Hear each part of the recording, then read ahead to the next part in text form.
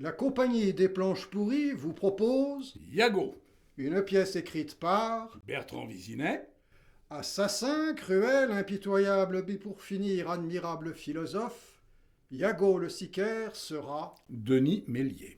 puissant, riche, cupide, mais pour finir le juste dindon de la farce. Gondolfo le rentier sera Bertrand Visinet.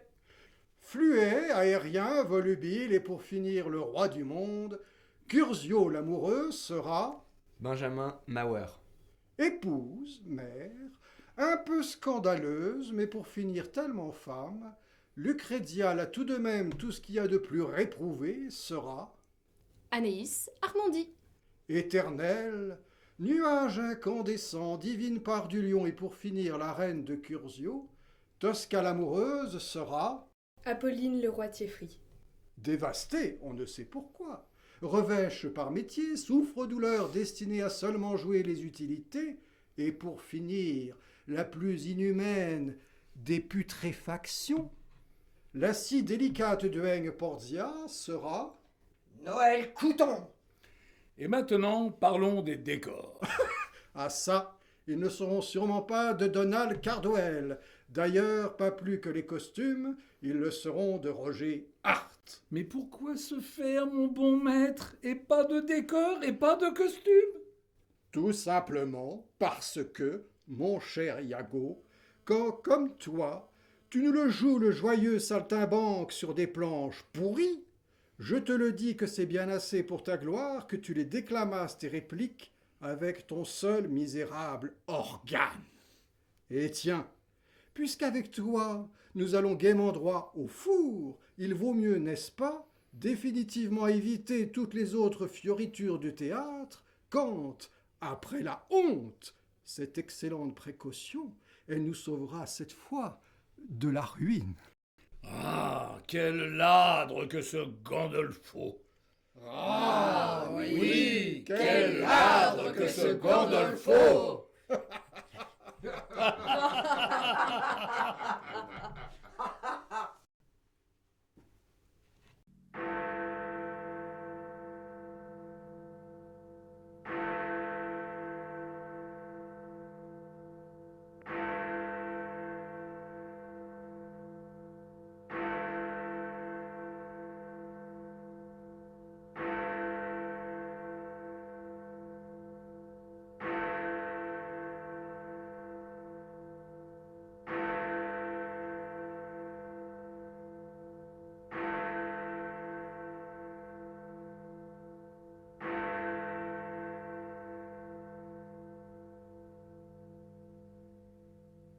Mes gueux, mes cendants, bien le bonsoir.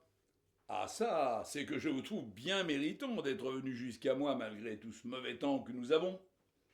Je vous le dis, quand je vous vois, mesdames, sur un seau de pluie, sur l'écarlate de vos robes, et chez vous, messieurs, sur vos pourpoints immaculés, le lâche vomi des toits, quand mes seigneurs et gentes dames, je le vois que vos babouches et coturnes, ils le sont à jamais ruinés par la boue de la basse ville, je me le dis que je me dois d'être infiniment honoré que vous eussiez accepté de faire un si mauvais chemin jusqu'au misérable battleur de foire que je suis.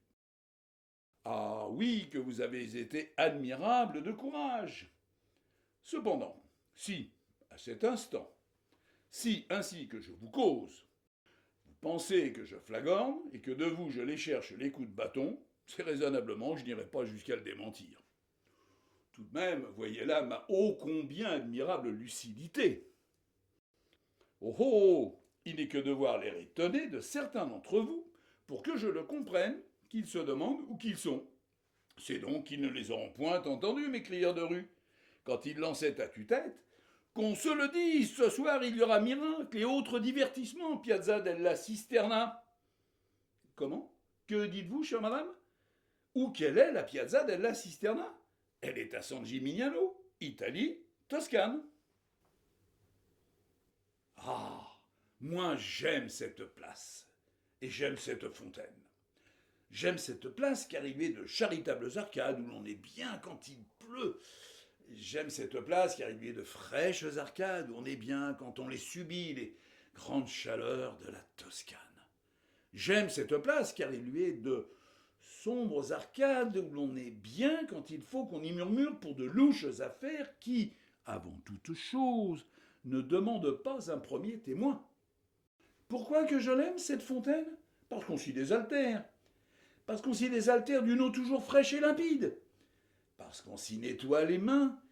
Et puis, par-dessus tout, parce qu'on s'y nettoie les mains du sang des autres, quand, comme moi, je les ai enfin abandonné, mes obligations de rapine et de meurtre. Mais bon bourgeois, pourquoi donc est-ce que je vous cause de rapine et de meurtre? Eh tiens, c'est parce que je suis le noble et distingué Sicaire de San Gimignano, l'unique, le vrai. Et c'est qu'à voir l'air que vous me faites, il faut que je le comprenne, que c'est déjà que vous me craignez, et aussi que vous me méprisez. Cependant, si vous en avez bien raison de me craindre, car en effet, qu'avec moi le pire est toujours certain, je vous le dis aussi que vous avez absolument tort de me tenir dans votre mépris. C'est qu'il n'est de sot métier, surtout quand il le faut bien, que quelqu'un il se dévoue à aller récurer les vilains égouts de cette méchante ville. Alors, à ce salutaire emploi, pourquoi pas votre serviteur, surtout quand il est un grand professionnel, même s'il n'est après tout qu'un humble tâcheron. Car oui, si je vous ai dit humble tâcheron, c'est qu'en effet, quand on vous parle de la confrérie des assassins, j'en suis bien le plus humble des ordonnateurs. Et d'ailleurs, il s'en faut de beaucoup. En tout cas, moi, dans mon métier, c'est jamais qu'il me viendrait à l'idée de ne pas tenir parole.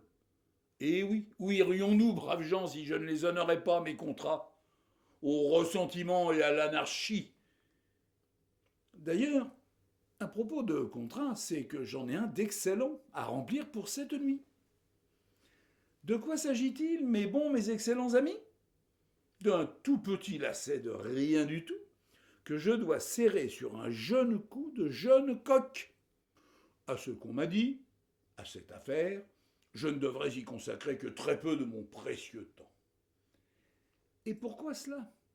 Parce que, paraîtrait-il, que, par chance, l'impétrant, il serait trop jeune, trop frêle et surtout trop lâche pour se défendre.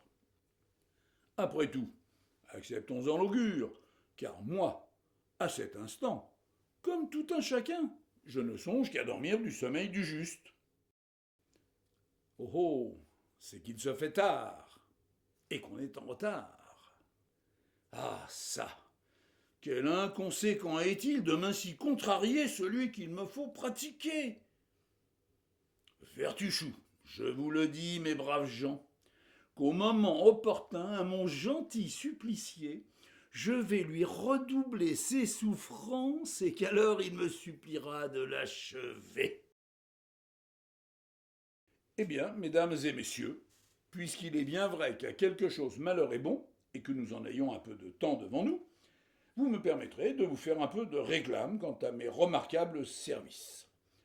Après tout, peut-être qu'un jour nous pourrions être amenés à faire affaire ensemble. Un mot sur mes tarifs. Ils sont fermes et définitifs, et c'est tout qui est sévice compris. Voyez l'avantage. Ainsi, par exemple, mes bons ladres, sachez que pour une mort que vous voulez prompte, c'est-à-dire qu'il faudra porter le coup au cœur, de face, vous compterez 60 sequins. Et que, dans le dos, je vous fais un rabais de 30. Si, au contraire, vous attendez de moi que la mort elle fût lente et pénible, cela sera 100 sequins. Et pourquoi une telle différence de prix, allez-vous me le demander?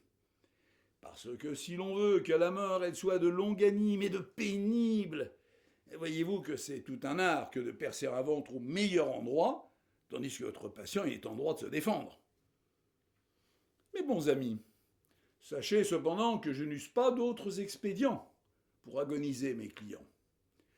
C'est qu'en effet, j'ai renoncé au poison car il est parfois de bonne nature qui savent s'en défendre. Quant à trancher les gorges, cela vous souille exagérément ce que l'on porte sur soi d'habits et de souliers. Voilà pour la mort que je peux faire aux autres. Maintenant, pour un œil crevé, je vous demanderai 1 sequin. Pour les deux, 4 sequins. Pour des coups de bâton, vous me donnerez 5 sequins. Quand de ces coups, il doit briser un bras ou une jambe, 10 sequins. Pour une délation, vous me servirez 1 sequin. Pour un faux témoignage, 2 sequins. Pour une médisance, 1 sequin. Pour une calomnie, disons 1 sequin aussi. Mais là, soyez à le reconnaître avec moi que je vous fais un prix.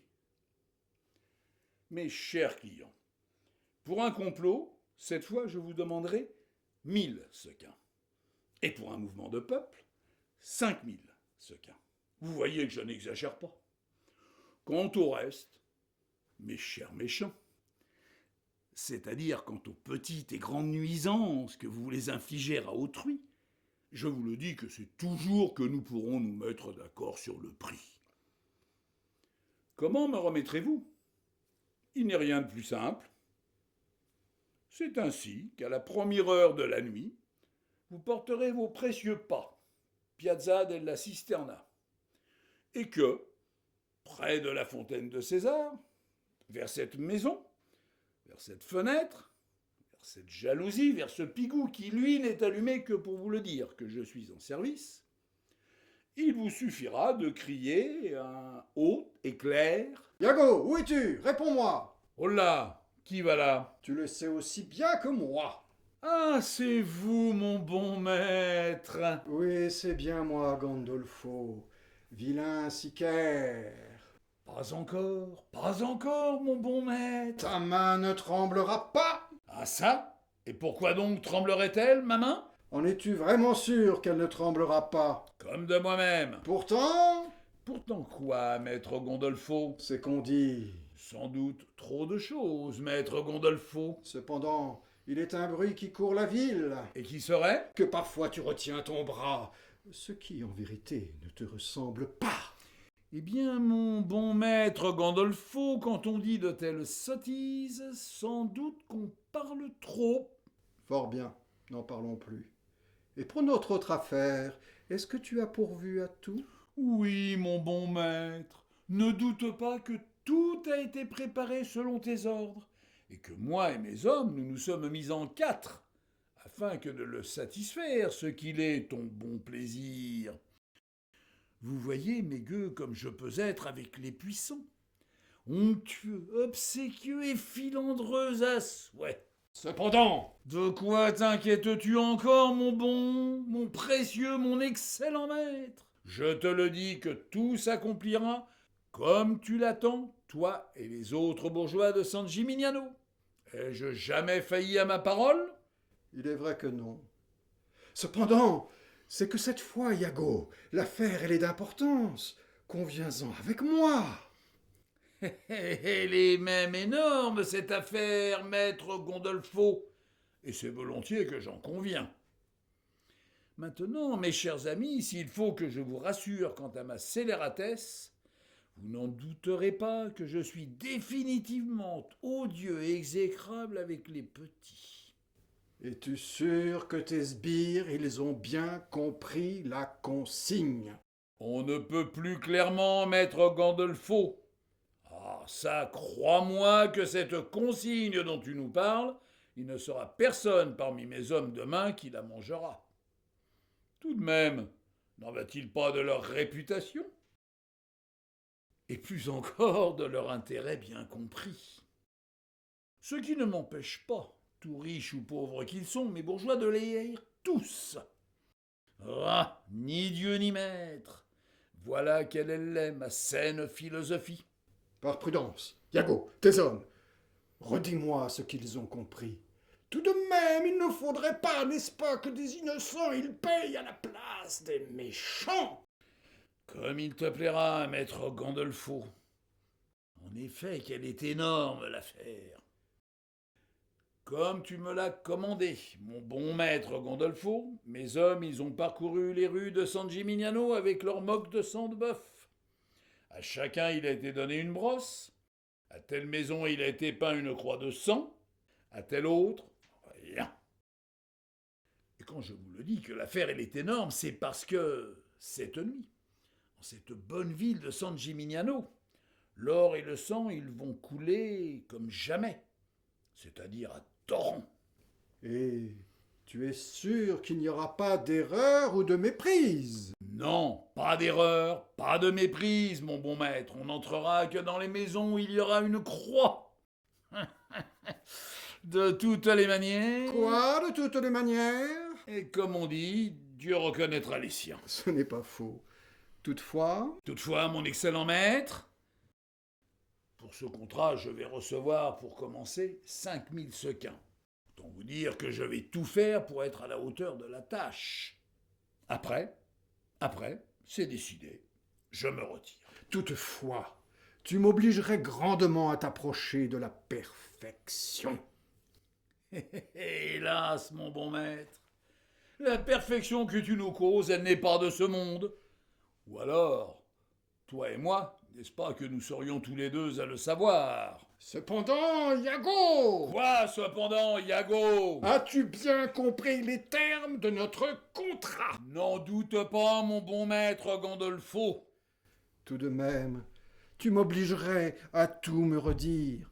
Comme je le sais de longtemps, 2 précautions valent mieux qu'une. Ah, mais quelle fâche il nous fait cette nuit, notre excellent maître Gandolfo. C'est que mon brave adjudicataire, il oublie que moi aussi je vais y trouver mon compte à mes petites occupations d'assassin. Ainsi, mesdames et messieurs, Jacopo est mon ami. Jacopo est mon banquier. Jacopo m'a prêté 50 000 sequins pour l'achat de cette belle et grande maison. Imaginons, juste un instant, que, par le plus grand des hasards, Jacopo il nous fasse une mauvaise chute, et qu'hélas il en meurt.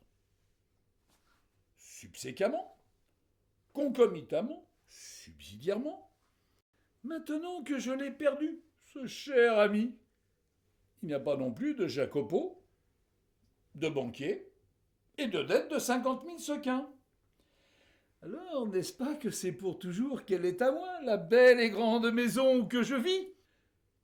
Maître Gandolfo, ô maître Gandolfo, cesse donc de te tourmenter. Je te le jure que tout ira pour le mieux. J'ai, vois-tu, absolument tout prévu.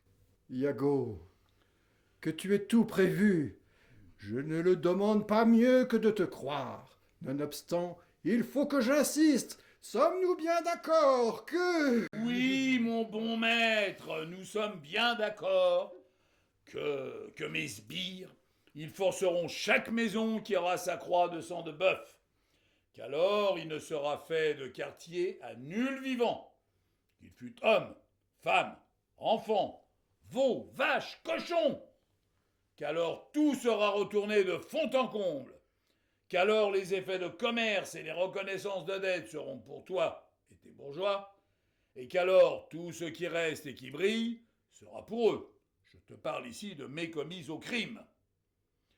Ô mon bon, mon vénérable, mon excellent maître, les ai-je ainsi bien rapportés, les termes du si profitable contrat qu'ensemble nous avons hier signé pour 5000 sequins? En effet, Iago, comme tu l'as dit, c'est bien ce que nous attendons de toi et de tes hommes. Tu tues, tu escamotes ce qui nous intéresse, nous, les bourgeois de San Gimignano, et puis tu pilles. Ouida, tu as tout compris. Cependant, c'est aussi que vous ne mettrez pas le feu aux maisons. Sur ce point, mon cher Iago, je te le dis qu'il en va de vos vies à vous tous. L'as-tu bien compris? Mon bon maître Gandolfo, c'est exactement ce qui est prévu de ne pas mettre le feu aux 4 coins de la ville. Et qu'aussi nul innocent ne sera pris à partie. Je m'y engage. Voilà qui est bien. Nous avons bien dit 3 heures. Oui, nous avons bien dit 3 heures. Alors, adieu mon ami. À demain matin chez moi avec ce que tu sais. Ah, je lui réserve une surprise. À demain, chez toi, avec ce que tu sais. Ah, ce Gandolfo, je le sens prêt à me jouer quand je lui vois sa soudaine figure de traître. Cependant, Gandolfo, prends garde, Quand Iago, il s'y connaît infiniment mieux que toi, en malices et coups fourrés. N'est-ce pas qu'on dit, mesdames et messieurs, chez nos amis les maquignons, un malin, malin et demi? Qui va là? Qui se cache sous cette arcade? Un amoureux. Si tu veux vivre, montre-toi, jeune tendron. Ce n'est que moi, Iago. Ah, c'est toi, Curdio. Oui, c'est moi. Curdio, mon petit, de grâce, ne reste pas ici. Et pourquoi, gentil Iago? Je ne le pourrais pas de le rester ici quand j'ai rendez-vous avec l'amour. Voyez-vous ça? Curdio, il a rendez-vous avec l'amour. Dieu, quelle niais tu nous fais. Jeune imbécile, moi je te le dis que ce n'est qu'avec la mort que tu as rendez-vous. Tout de même, il y a que je suis bien placé pour le savoir. C'est bien le balcon de Tosca, n'est-ce pas? C'est bien le balcon de Tosca. Quel sot il nous fait! Je vous le demande, qu'attend-il donc pour se sauver? Est-elle rentrée? Le sais-tu? Oui, je le sais. Et alors? Ne me fais pas languir. En effet, qu'elle est chez elle. Et toi, que ne le comprends-tu pas que tu ferais mieux de rentrer chez toi avant qu'il ne soit trop tard? Comment fais-tu pour ne pas le voir que c'est déjà que j'ai une main sur l'aérien lacet qui va l'étouffer dans un instant ta jolie cervelle des tourneaux? Tout à l'heure, Tosca, je l'ai rencontré avec sa duègne. Grand bien te fasse. Moi, je te le redis que tu ferais mieux de me fuir. Et pourquoi donc? Tu n'es donc plus mon ami, Iago? De moins en moins. Ah ça! Mais qu'ai-je fait pour le mériter, ton courroux? Rien. C'est que je ne comprends plus. Toi qui as toujours été si bon avec moi. On peut changer. Mais pourquoi est-ce qu'il ne veut pas le comprendre qu'il y en a un contrat sur sa tête? Est-il simple d'esprit, cet enfant? Tosca, elle était avec sa duègne. Tu l'as déjà dit. Dieu qu'elle peut-être revêche, cette femme! Je ne dirais pas mieux que toi. Cette vieille bique, elle est si maritorne qu'elle ne risque point les cornes. Cependant, Curdio, écoute-moi pendant qu'il en est encore temps. Prends tes jeunes jambes à ton jeune cou et quitte-nous sans plus tarder cette maudite ville. Et pourquoi donc, Iago, la quitterais-je, cette maudite ville que tu dis? J'y suis né, j'y suis bien, et... Tosca, je l'aime! Oh oui, que je l'aime! Curdio, même si tu es l'un de ses enfants, San Gimignano ne t'aime pas. Elle, Tosca, elle ne t'aime pas. Toi, tu t'aimes trop. Et quant à moi... Quant à toi, Iago, je te vois comme mon père. Tu le sais bien. Ah, décidément, quel doux bonnet que ce garçon. Curdio! Non! Toi, écoute-moi. Avant que la cloche de l'église sonne ses 3 coups, j'en aurais fait un mort. Tosca, elle donnait le bras à Portia. La duègne, c'est vrai qu'elle est définitivement hideuse. Mes chers amis, pour elle, je ne demanderai rien pour l'étouffer avec son traversin. C'est vous dire comme cette truie de Portia, elle me révulse. Elle était si belle que j'en suis encore tout chose. Il est vrai que Tosca, elle est une sublime femme. Cependant, moi, je n'oublie pas qu'elle est la fille de Lucrezia, la fille de Gandolfo. À ta place, Curdio, comme je connais le père, comme je connais la mère, comme je les connais tous les deux, je m'en méfierais comme de la peste. Iago, Tosca, à chacun de ses pas, elle avait ses cheveux d'or. Elle sentait le safran d'Espagne. Elle sentait le citron de son jardin. En effet, Tosca, c'est au soleil de sa loggia qu'elle se fait un casque d'or avec le safran d'Espagne et le citron de son jardin. S'il n'était Portia... Tu l'eusses salué. Oui, et les 2 genoux sur le sable de la rue. Mais la duègne, elle était là. Hélas. Sinon, Tosca, bien entendu que je l'aurais embrassé. Et peut-être même que je l'aurais embrassé sur la bouche. Ah, la maudite duègne. Oui, la maudite duègne. Sais-tu, Iago, qu'il faut toujours que Portia, elle le soit dans mes pattes. Hélas, cette pénible créature, c'est jamais que je ne sais comment la détourner de son devoir. Eh oui, moi, mes bons amis, quand à vous causer de ces moqueurs lacets que j'ai d'enfouis au fond de cette poche, je le sais que j'en ai de plusieurs. Dieu, quel vilain cerbère. Ce n'est pas comme Tosca. Ce n'est pas comme Tosca.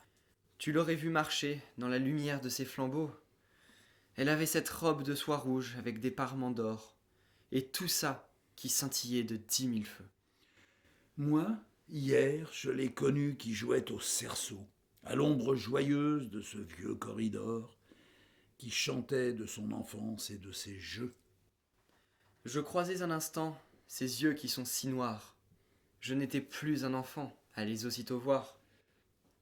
Tosca les a de naissance, et j'en ai toujours su l'immanente puissance, dès que je l'eus connu. Oh, Iago, mon vieil ami. Je t'écoute. Voilà que mon cœur palpite, qu'une sueur froide me parcourt le dos, et que je tremble sur mes jambes. Il ne faut pas que ma main hésite quand il me tournera le dos. Il ne restera pas longtemps ingambe. C'est donc cela que l'amour. C'est ce que je me dis alors. Je vais le frapper comme un sourd jusqu'à en faire un brave mort. Iago, que dis-tu? Rien, je me parlais à moi-même. Tout à coup, je demandais à ce passant qui passait à me fuir. Je vais lui serrer le cou à ce grand dadais, en lui nouant ce lacet de cuir. Le nom de cette belle qui venait de me crucifier.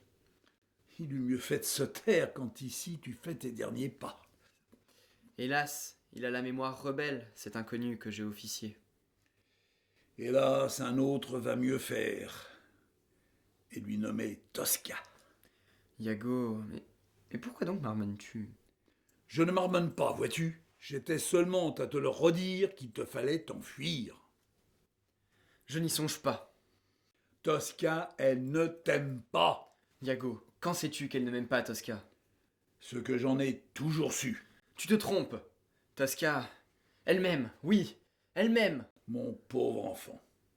Pour toi, Tosca, elle ne sera que cette belle chimère que tu vois dans le miroir aux alouettes de tes vaines et fallacieuses espérances. Comme tu te trompes, mon bon, mon doux, mon merveilleux Iago. Oh, Iago, Tosca, maintenant que je l'avais croisée et que je connaissais son nom, je la suivais en me cachant de sa belle ombre, qui était ce beau désastre dont je m'envoûtais. Puis, je découvrais cette croisée, qui a cet heureux balcon, ou alors en se penchant sur mes jeunes décombres, elle serait ce sublime astre qui pour toujours les renaît. Ai-je entendu plus niais? Mes bons amis, certes que non. C'est cette nuit que je vais m'avouer. Avec son cœur qui ne sera pas ingrat, Tosca, elle entendra mes purs souhaits qu'elle le soit à jamais dans mes bras. N'en avez-vous pas assez de ces vers de Mirliton? Parfois, dans ce patio d'un architecte andalou, c'est à pas de loup. Que tu nous fais l'idiot. Curzio. Silence, Iago. Écoute plutôt cette mandoline dont je vais tirer des sanglots.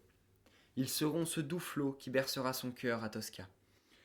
Plus de rimes, c'est déjà ça. Curzio. Quoi, Curtio? J'ai écrit une chanson. Tu ne la chanteras pas. Et pourquoi, Iago, que je ne la chanterai pas, ma canzonette? Parce que tu seras mort avant. Il me faudrait une corde. Que veux-tu donc faire avec cette corde, jeune imbécile? Te rompre le cou? Ou plutôt une échelle. Je sais où il y en a une. Dans le patio de la maison de Tosca. Curzio, tu oublies le cadenas qu'on y a mis à sa porte à ce patio. Moi je le connais ce cadenas. Il est en bronze et il pèse son poids. Mais ce cadenas, j'en ai la clé. Comment ça tu en as la clé? Un peu de glaise, une secrète empreinte, et puis la clé, c'est fièrement qu'hier je la forgeai. Regarde, Iago, comme je suis habile de mes mains. C'est que moi aussi je suis habile de mes mains. Mon petit Curzio, mon petit agneau de lait vient par ici qu'on en finisse. Vois-tu qu'il se fait tard et que j'irai bien me coucher. Je vais plutôt monter à ce lierre. Pauvre fou que tu es, il ne te portera pas. Je vous le dis qu'il ne faut pas qu'il y grimpe à ce lierre. C'est alors que ce Curdio, il va s'y rompre le cou et me priver de ma grâce prébande. Hélas, Iago, il y a que tu as raison. Eh bien alors, je vais chanter. Où ai-je donc mis ma mandoline? Ah, la voilà, cette petite gredine qui ose se cacher sous ce banc. Braves gens, ne me dites pas que nous en arrivons à la scène du balcon. Tout de même, nous ne sommes pas à Vérone, quand bien même Shakespeare, ce géant, il ne serait pas mort. Et puis je crains qu'il n'en revienne à ses vers de Mirliton. C'est dit, je nous en débarrasse, je l'étrangle. Iago, voilà Tosca, tu vas le voir comme elle est belle. Comme si je ne le savais pas que Tosca, elle était la plus belle femme de San Gimignano. Vois-tu que si toi, tout à l'heure, tu l'as croisée dans la rue, moi, Tosca, c'est jour après jour qu'hier je l'aurais vu grandir. Mon pauvre enfant, sur ce balcon, il n'y a personne. Ne me le dis pas que tu ne le vois pas, que c'est au vent que tu parles. Tosca, Mon Dieu, le pauvre petit. Tosca, c'est moi, Curtio. De grâce, montre-toi, viens à cette balustrade, il faut que je te parle. Le voilà qu'il prend sa vessie pour une lanterne. Tout de même, quelle tragédie que c'est de l'avoir dans l'âme de toute sa vie les songes creux d'un enfant. Tout à l'heure, je te croisais. Et moi, je l'ai bien vu que je ne t'ai pas déplu. Ah, il faut qu'il en revienne aux rimes. Moi, je vous le dis qu'à cet instant, c'est le gentleman de Stratford-sur-Avon qui se retourne dans sa tombe. Casque d'or et robe écarlate, des yeux noirs de jet, noblement tu marchais avec une sublime hâte. Et patati et patata, la rime est pauvre, le propos indigent. Décidément, quel simple d'esprit il nous est, ce pauvre enfant. On éclairait ton chemin de ces girandoles. De l'ouïr, ce crétin, c'est que moi je rigole. Curdio, mon petit. Et sur ce chemin, mon cœur s'affole. Curdio! Laisse-moi lui parler. Seigneur Dieu, quel imbécile il nous fait, ce Curdio! Mais allez, quand il sera mort, vous et moi, mes chers amis, nous serons enfin tous tranquilles. À chacun de tes pas ondulaient tes cheveux d'or, qui s'embaumaient du safran d'Espagne et des citrons de ton jardin. C'est qu'ici, le safran d'Espagne et le citron de nos jardins, ils font à Tosca un casque d'or sous le grand soleil d'une loggia. Tout à coup, Oh, je vais te le donner, ce coup. sous cette arcade, deux hommes m'arrêtent. Ils me promènent sous le nez Cela c'est. ce flambeau. Qui es-tu? Qu'ils me disent. Je suis Curtio, que je leur réponds très crâne. C'est toi qu'on cherchait, qu'on me le répond. Cependant, mon bon ami, même si Curdio est le nom dont on use pour te saluer, le sait-on seulement de quel ventre tu sors? Ils se saisissent de leurs épées. Hélas, avec une coupable paresse, quand mon petit, à cet instant, il faut que je te sache encore en vie. Je leur présente la mienne. Curdio, quel matamor il nous fait à cet instant, comme il ne faut pas en douter. Tosca, Elle ne t'aime pas. pour me défendre, mais aussi pour tes yeux, pour t'enlever, je croisais le fer avec ces messieurs. Voilà qui est curieux. Quand ce jeune homme, je me l'étais décrit lâche et vicieux. En garde, en tierce, en carte. Ma brave lame, elle fait des craques et des étincelles. Au premier sang qu'il crie. Tosca, me voilà à rire, car, mes méchants, s'ils me veulent seulement désemparer, moi c'est mort que je les veux tous les deux. Ah ça, comme il m'étonne. Leurs assauts sont vivaces, je me fends plus qu'à leur tour, cette esquive les amuse, ils croient la faire faite. Cependant, tout à coup, sur une mienne parade, celui-ci se recule et pousse un cri. Tosca, lui crie-t-il déjà grâce, l'assassin de mes jours, tandis que de ma mienne ruse, il la comprend sa vive défaite.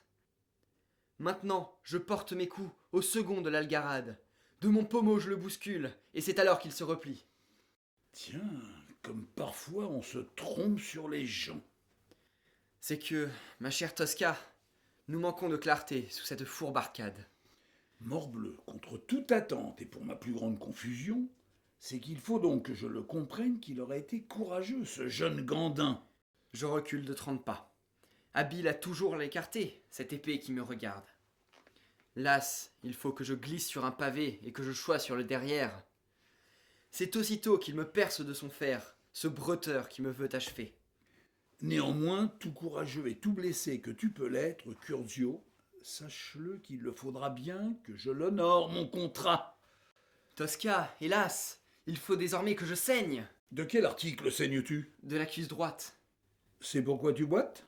Oui, C'est tant mieux, Curzio. Tout à l'heure, quand je vais lui faire son affaire, il ne me pourra pas fuir. ah, belle Tosca. Oui, en effet que je saigne. Et puis, vois-tu, c'est aussi que je m'épuise. Et que je le comprends qu'il faut en finir, sauf à périr. En effet, il faut en finir et te périr. Qu'est-ce? Tu le vois bien? Iago, mon délicat Iago, veux-tu entendre la fin de l'histoire? Oui, si tu nous la fais courte. Ne crains rien, tout sera rapide, car à la fin de l'envoi, Tout de même, il ne va pas oser. je le touche! Et si, il a osé, ce Cyrano en peau de lapin. Tosca, es-tu là? Pourquoi est-ce que tu ne me réponds rien? De grâce, dis-moi quelque chose. Sais-tu que je suis à tes pieds? Cette affaire, elle n'a que trop traîné. Il en va de ma réputation. Viens par ici, mon jeune ami, que je t'écourte une vie qui ne te sert plus de rien. Oui, laisse-moi donc te gaiement étrangler de cette mienne tendre et si secourable extrême onction. Ah, tu vas le voir, Curzio, comme je suis habile de mes mains. Ou alors, je ne m'appelle plus... Iago, Quoi, Iago? Que lui veut-on encore à Iago? laisse-moi cet enfant tranquille. À quoi songes-tu? À ma besogne, pardi. Rien que de plus normal, non? Iago, je te le dis, pas de garrot pour Curzio. Comment ça, pas de garrot pour Curzio? Et qui me paiera alors? Tu te paieras de mots. C'est bien assez pour toi, Iago, comme je le crois. Pourtant, Pourtant quoi? Tout de même, tu ne vas pas l'assassiner, l'amoureux de ta fille. comment ça, l'amoureux de ma fille? Et puis, moi, depuis quand que j'en ai une de fille? Depuis des années, vieil imbécile. Oh, oh, quel est ce coup de théâtre? Mesdames et messieurs, s'il en est un qui, parmi vous, veut bien se laisser truffer par les folles fraudaines de cette vieille harpie, je lui rembourse sa place. Quant à moi, c'est déjà que je ris. À gorge déployée que je ris. Iago, vieille chouette, je ne l'ai pas toujours été. Quant à l'avoir été, de folle, une nuit de ma jeunesse, une seule et unique nuit de ma jeunesse, c'est volontiers que je le reconnais devant toi. Ah ça, Lucrezia, il faut que je comprenne que tu n'es pas aussi sourde qu'on le dit. C'est jamais qu'il faut se fier aux apparences, Iago. En effet. Une nuit, Allons bon, une nuit. Qu'allons-nous entendre, mes braves amis? Quelles incroyables billevesées et calembredaines allez-vous donc souffrir de la part de cette vieille toquée de Lucrezia? une nuit, qui était à suivre une autre nuit, beaucoup d'autres nuits.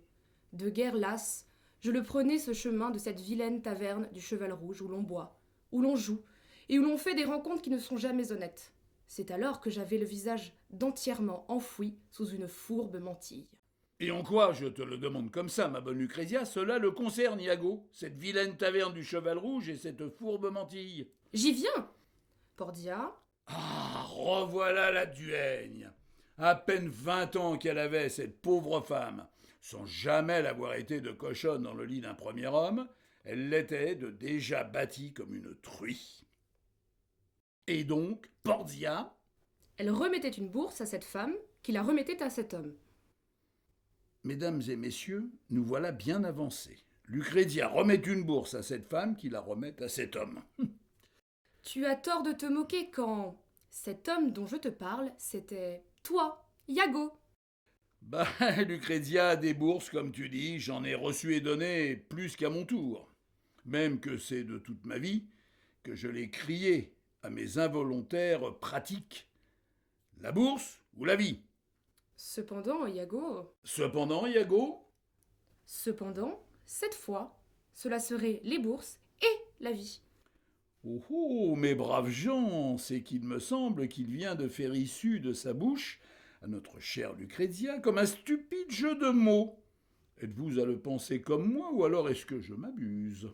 Gandolfo, Que vient-elle faire par ici, cette infâme chiure? il se lamentait de longtemps de me savoir enfin grosse. Je peux le comprendre, même si la rude matrice à ma mère, elle a oublié de m'en forger un de cœur. En vérité, de le contenter, je n'en avais cure. C'est aussi qu'on peut le comprendre. Gandolfo, c'est un butor de la pire espèce. Toutefois, Toutefois, tu voulais un enfant. en effet. Ainsi, Oui, cette femme qui me le passait, ce sonnant et trébuchant réticule, me le dirais-tu son nom, Lucrezia? mon cher Iago, n'est-il pas déjà sur tes lèvres ce beau et doux nom? Giuseppina? Oui, en effet, Giuseppina. Hélas, mes chers amis, à vous, je ne peux pas le dire autrement que c'était bien elle, cette coquine de Giuseppina, qui me tendait une douce bourse d'or, sous le grand quinquet qu'il éclaire ce petit cabinet que l'on réserve, dans cette taverne, à ces couples d'un seul soir. Iago, bien entendu que c'était elle, Giuseppina, qui te la remettait, l'aumônière de la Duenne Pordia. Et, C'est bien pourquoi que Tosca, elle est ta fille, Iago. dis-moi, Que veux-tu entendre de moi, mon vieux singe? la vérité? Il n'en est pas d'autre. Tosca, elle est ta fille. N'est-ce pas qu'elle est belle? Oui, en effet, elle est très belle. Cependant, il faut que tu en doutes encore, que Tosca, elle le soit ta fille. Oui, bien entendu qu'il le faut encore que j'en doute que Tosca, elle le soit ma fille. Tout de même, des putains, des putrelles, des coureuses de rempart, moi, Lucrezia, je le sais, que c'est beaucoup que j'en ai monté. Iago, c'est aussi que tu l'as monté, cet escalier. En effet. Et quand je t'entends, Lucrezia, peut-être aurais-je dû me rompre une jambe sur sa première marche plutôt que de l'honorer, ce qui était alors mon curieux contrat de stipendier bout en train. À ce vilain escalier, une nuit d'orage et de bourrasque, oui, j'en ai monté les degrés. Au premier palier, tu manquais de courage, mais les sequins de ta basque étouffaient déjà tes regrets. Sotte femme que tu es, je goûtais à ce breuvage qui était de cette vasque, car alors j'étais assoiffé. Et puis, Et puis je l'empruntais, ce petit couloir qui mène à cette grande échelle. Ah, ça, c'est qu'il fallait en manquer de cervelle pour le rejoindre, ton méchant perchoir. et pourquoi cela? N'étais-tu pas fort vaillant, plus souple que la soie, et puis fort comme un Turc? Ah, du pal du grand Turc, je conçus moins d'effroi que du sordide divan que je voyais à 30 pas. Tiens donc, toi, Iago, tu combattais la sublime porte? Que t'importe, Lucrezia, la sublime porte? En effet, peu importe, quand tu étais enfin là pour me servir. Et quel service était là, en effet, Lucrezia, que de te servir? Mes chers amis, que suis-je à voir? Une femme dans une robe noire, qui porte une mantille noire, qui nous laisse dans le noir. Ah ça, quelle étrange nuit que je me le suis dit. Je lui ai bientôt saisi son mal réduit. J'y voulais voir si son petit arrosoir était propre et bien sain, quand je le ferais mien. Elle me pèse et sous-pèse, vérifie tout de la machine. C'est qu'avec ma mâle tétine, elle prend toutes ses aises. Et quoi, méchant petit voleur, n'étais-je pas plus qu'en droit de toucher de mes 10 doigts les possibles chancres d'une osseur? Cependant, tout cela est bien mou et ne percera pas mes reliefs. Et comment ne pas être bref quand tout vous porte au dégoût? Cependant, Quoi, cependant? il est des habiletés qui sont des femmes. C'est pourquoi tu ôtais un bas? Et comme il se doit, aussi l'autre bas. Tu relevais ta robe? Et c'est là que l'on comprend qu'avec ses jambes, une femme peut marcher ou faire son chemin. Et puis enfin, je l'ôtais cette robe, et c'est là que tu me prends, toi, entre mes jambes, tel l'huissier va démarcher, à coups de gourdin. Lucrezia, n'est-ce pas que tu l'as aimée, cette douceur? Ma foi, il est des heures où l'on ne se plaint pas. Ah! Toujours est-il, mauvaise femme que tu es, Lucrezia, que tu t'en es bien gardée de me le faire savoir que Tosca, elle était ma fille. Peut-être que je suis une mauvaise femme, Iago. Cependant, ne le crois-tu pas, tout comme moi, que je suis une bonne mère quand je le pense qu'il ne faut pas le clamer sur tous les toits que Tosca, elle est la fille de Iago le sicaire. Dis-moi, Lucrezia, Je t'écoute, Iago. ce Curzio, À moi, il me plaît bien. mais encore? Il est intelligent. Il est intelligent et il est courageux, ce qui ne gâte rien. Curzio, intelligent, courageux. Comment est-ce possible? Oui, en effet qu'il est très intelligent et très courageux, Curzio. Et pour finir, il est beau, comme un dieu. Le sais-tu seulement d'où il vient? Oui, je le sais. Et donc? Ah ça, Iago, toi qui sais tout sur tout le monde, tu ne sais pas d'où il vient, Curzio? Non, je ne le sais pas. Curzio, Curzio? il est le fils de Jacopo. Curzio est le fils de Jacopo? Comment est-ce possible? Tu es sûr de toi? Tout ce qu'il y a de plus sûr. Alors il est... Oui, il l'est. Il l'est. Et je te dis que tu le laisseras tranquille. Sinon, gare à toi. Curzio est le fils de Jacopo. Tosca est la fille de Iago. Et Iago est un voleur et un assassin. Un assassin qui doit tuer Curzio. Un assassin qui doit tuer Jacopo. Et pour finir, un assassin qui doit tuer la terre entière. Tout de même, pour Iago, quel beau programme! Ah, ça, mesdames et messieurs, quelle est cette mauvaise pièce et quel est ce pénible rôle que j'accepte ce soir de jouer devant vous? Faut-il donc que le gueux de comédien que je suis, il en ait besoin de le gagner, son pain? Ce matin, je m'éveillais avec un homme dans mon lit. J'étais en sueur, j'avais la bouche de pâteuse et tout en moi n'était plus qu'une pénible anxiété. Mes chers amis, de tout ce méchant naturel qui était le mien, je n'en tirais hélas que de très sombres pressentiments. Et pourtant, mes toujours chers amis, je vous le dis qu'hier soir, je n'ai pas trop bu ni trop mangé. Tout de même, ce n'est pas avec l'eau de la fontaine de César et un blanc de poulet qu'on le risque de se retourner la tête avec des cauchemars sans queue ni tête. Lui, cet homme dans mon lit, c'est aussitôt que je voulais le chasser. Quand, jusqu'à cette maudite horreur, je peux vous le jurer que c'est de toujours que je l'ai été de pénétrer que de moi-même. Cependant, mon gentil compagnon, le voilà qu'il ne veut pas bouger. Alors je lui flanque des coups de pied dans ses rotules de bougre. Ah ça, croyez-moi que cette infâme violence qui venait de moi, elle ne n'était pas que pour de rire. Cependant, mes bons amis qui m'écoutaient, allez le comprendre pourquoi cette brutalité, il faut qu'elle ne me serve de rien. En effet, que mon giton, il ne bouge point. Tout à coup, une porte claque.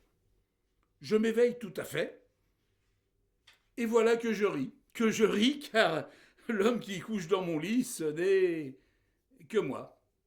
Oui, ce n'est que moi, Iago. Pour un instant, je me crois fou, et même que je le suis. Alors, Iago se pince, Iago se gifle, Iago saute sur le plancher, Iago boit un verre d'eau. Puis, tout à coup, j'ouvre une fenêtre, je pousse un cri, je cours la maison juste de ma sonnette, je remonte dans ma chambre, je me saisis de mon pistolet, je tire sur une ombre que je vois au mur. Ma pauvre victime, voilà qu'elle s'effondre, qu'elle gémit, qu'elle sanglote, qu'elle se traîne sur mon lit, et que je lui ferme les yeux. Pour elle, hélas, c'est fini. Sous ma fenêtre, on crie. Iago, que je l'entends depuis la rue. Est-ce bien chez toi qu'on tire le canon? Je me lève de mon lit. Faut que je me blesse les pieds par 3 fois sur les gravats de plâtre que mon coup de feu il a fait tout à l'heure au mur. Je me penche par la fenêtre. Le gland de mon bonnet de nuit, il me retombe sur le nez. Je dois être absolument ridicule. Qui va là? Je crie. Porzia, qu'on me répond. La duègne, ce matin, je vous dis qu'elle a la tronche en biais et qu'elle est hideuse comme jamais. Porzia, que je lui lance. Quand on est laide comme toi, au moins on sourit. Elle, ma vilaine vouée, elle m'avoine d'insultes. Mais enfin, à Porzia, bien entendu que je m'en moque de ces gracieusetés de poissarde. Je me retourne, et en haut de l'escalier, la revoilà mon ombre. Quel mystère est-ce là quand il le faut que mon fantôme il se recule aussi vite que j'avance vers lui? Sans doute qu'il me fuit, ce méchant spectre, quand il craint, à juste titre, les coups de ce bâton que j'ai en main. Je le descends, mon escalier. Il faut que le craquelin des marches, il me glace des os, car comme qui dirait que c'est la chiourme d'une galère du roi d'Espagne qui les fait chanter ces bancs de son atroce labeur. Mon voleur, je le rattrape. Il est drôlement habillé, ce méchant traître. Faut qu'il le soit de fagoter comme moi, c'est-à-dire avec une chemise de nuit et un bonnet à gland. Tout de même, quelle drôle d'idée est-ce là? Au gars, je lui flanque un coup de trick. Me demande pas pitié. Alors je lui en fous un autre de coups, et un autre, et un autre, et un autre. Tant et si bien que je finis par le défoncer, ce fauteuil où qui s'est caché derrière, mon assassin en chemise de nuit et à bonnet de nuit à gland ridicule. Ah, tout à coup, faut que je comprenne que c'est sur moi que je frappe. Enfin, que c'est sur mon ombre que je frappe, cause que c'est la lumière du feu de la cheminée qui me dessine sur le mur où j'ai tiré tout à l'heure. On frappe à ma porte. Qui va là? Que je crie. On ne me répond pas. Alors j'ouvre pas. 7 heures sonnent au clocher de Don Lupo. Je suis en retard. Mon barbier sait aussi qu'il est en retard. Bon sang, c'est lui qui a dû y frapper à ma porte que je me le dis. Je cours les arcades de la Piazza della Cisterna. Alessandro, Alessandro, que je crie.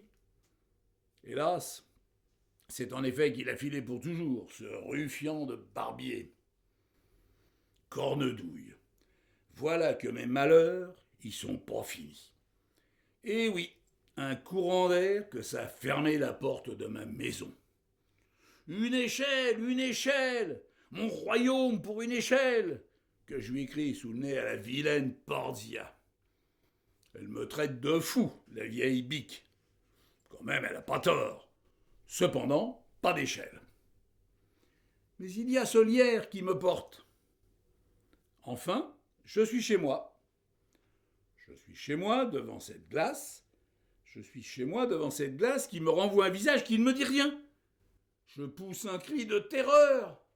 Qui es-tu? Qui es-tu? Oui, qui es-tu que je le demande par 3 fois à l'inconnu de mon miroir? Il ne me répond pas. Je suis en retard. Rase-moi, Iago, qu'il me le dit plutôt, l'étranger. Pour ce faire, qu'il me l'ajoute, tu auras un demi-sequin d'or. Un demi-sequin d'or, c'est que c'est une somme énorme que je me le dis. Alors je le commence de le raser, l'inconnu de mon miroir. Tout à coup, l'homme du miroir, il se remet à me causer. Il ne met plus que lamentations et reproches. Assassin, assassin, tu n'es qu'un assassin, Iago. Voilà ce qu'il ose m'asséner, cet homme, qui lui n'est plus qu'un lamentable barbouillage de savon à barbe. Que m'importe tes remontrances, que je lui réponds. Moi, voler et tuer mon prochain, c'est mon noble métier. Mon seul métier, car je n'en connais pas d'autre. Et puis, qui es-tu donc pour me juger? L'homme Voilà maintenant que je le menace de lui couper la gorge avec mon rasoir. Ce serait si facile, n'est-ce pas? Tu ne tueras pas ton prochain, 6e commandement, que je me l'entends tout à coup dire. Je ris atrocement, vous le pensez bien. Toutefois, cette nuit, tu le sais que je dois étrangler Curzio, que je lui lâche à l'homme qui me fait face et qui joue avec sa vie. Lui, mon impudent joueur, il me rit au nez, il me prend par la main, celle qui tient le rasoir. Cette nuit, Iago, qu'il va me l'ajouter aussitôt à son rire, je te le dis que tu n'étrangleras pas Curzio. Si, je réponds. Non, certainement pas, qui me dit l'homme. Ce non, voilà qui me met en colère, mes bons amis, même que c'est une colère noire. Et puis c'est sur le champ que je lui mets mon rasoir sur la gorge au baveux. Tais-toi, qui que tu sois, que je le grince tout à la fois. Je te le dis que non seulement je vais l'étrangler, ce jeune imbécile, cette nuit, et qu'en plus, en cette bonne ville de San Gimignano, tous les vivants de ces maisons qui auront une croix de sang de bœuf peinte sur leurs murs, ils seront égorgés par mes hommes de main. Voilà ce que tu dois savoir. Ah, le drôle, à m'entendre, c'est une fois encore qu'il me le dit que je ne tuerai personne cette nuit. Ivre de rage, l'homme du psyché, je l'empoigne, je le jette à terre, et puis je lui mets mon rasoir sur la gorge. Une goutte de sang perle, et puis 2, et puis 3. Pour finir, il crie, ce qui est bien naturel. Mon Dieu, quelle est cette folie qui me prend une fois encore? Tosca, Curzio, ah ça, comment pourrais-je le tuer, l'amoureux de ma fille? Et puis Jacopo, ce bon Jacopo, comment pourrais-je l'expédier, lui qui est le père de l'amoureux de ma fille? Car j'ai une fille, Tosca. Mes amis, Dieu qu'elle est belle, ma fille. Je l'aurais vue grandir sous ses arcades, de ses jeux et de ses rires, et moi qui ne le savais pas qu'elle était ma fille, Tosca. Seigneur Dieu, qu'ai-je fait? Maintenant, tout est trop tard. Leur maison, à Jacopo et les siens, elle porte la croix de sang de bœuf. Alors, ils vont tous mourir. Oui, ils vont tous mourir, sans exception. Ah! Que faire? Oui, que faire? Hélas, tout est perdu, et je le sais maintenant que je vais aller en enfer pour le prix de tous mes crimes. Tosca, où es-tu, ma petite chérie? Il faut que je te parle, il en va de la vie de l'homme que tu aimes. Est-ce toi qui cries, Iago? C'est toi, Curzio? Oui, c'est moi. Que se passe-t-il donc? Il faut que tu m'aides. À faire quoi, Iago? À sauver ta vie. À sauver ma vie. Oui, à sauver ta vie et celle de beaucoup d'innocents. Marchons, mon ami, pendant qu'il en est peut-être encore temps.